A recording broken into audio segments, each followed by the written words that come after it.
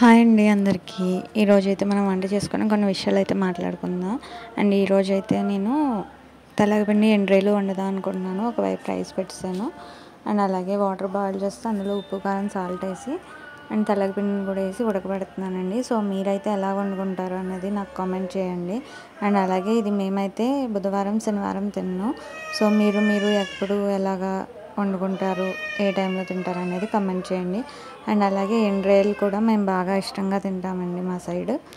So విషయం ఏంటంటే నేను ఈరోజు ఆధార్ ఈకేవైసీకి వెళ్ళానండి. సో అక్కడ ఏంటంటే ఈకేవైసీ అనేది ఒకసారి అప్డేట్ చేసుకోవడం మంచిది అందరూ కూడా, ఎందుకంటే గవర్నమెంట్ స్కీమ్స్ అనేది ఉన్నాయి కదా ఎదురెదుర. అలాగే తల్లికి వందనంకి ఎన్పిసిఐ లింక్ చేసుకోమని అడుగుతున్నారు కదా, అదైతే మాత్రం బ్యాంక్ అకౌంట్ ఉంటుంది కదండి మనది.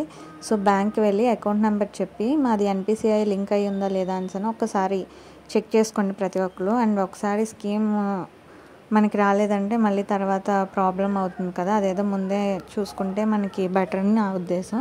అండ్ ఎన్పిసిఐ లింక్ అంటే ఏంటి అని చాలామంది డౌట్ పడుతున్నారు, అందుకని నేను చెప్పడం జరిగింది. సో ఎవరికైనా ఉపయోగపడుతుందంటే యూజ్ చేసుకోండి ఈ విషయాన్ని. అండ్ అలాగే ఒకసారి రైస్ కార్డ్ ఈకేవైసీ కూడా చెక్ చేసుకోండి, చాలామందిది అవ్వట్లేదు. అండ్ నేను కూడా రీసెంట్గానే ఈకేవైసీ అప్డేట్ చేయించాను అనమాట.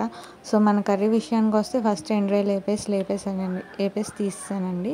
సో పోపు వేసేస్తున్నాను. అండ్ అలాగే మన తెల్లగపిండి కూడా పొడి పొడిలాడేలా బాగా ఉడకబెట్టుకొని కలుపుకొని పక్కన పెట్టుకోవాలి. సో పోపులు వేగాక మన పిండిని అయితే ఇందులో వేసేసి బాగా వేగిన తర్వాత వాటర్ అనేది డ్రై అయిపోయిన తర్వాత తీసేసుకోవాలి. సో ఇది న్యూట్రిషన్ పరంగా కూడా చాలా హెల్దీ అండి. ఈ రెసిపీ అనేది కంపల్సరీ అందరూ ట్రై చేయండి. అలాగే ఛానల్ని సబ్స్క్రైబ్ చేయండి. Thanks for watching.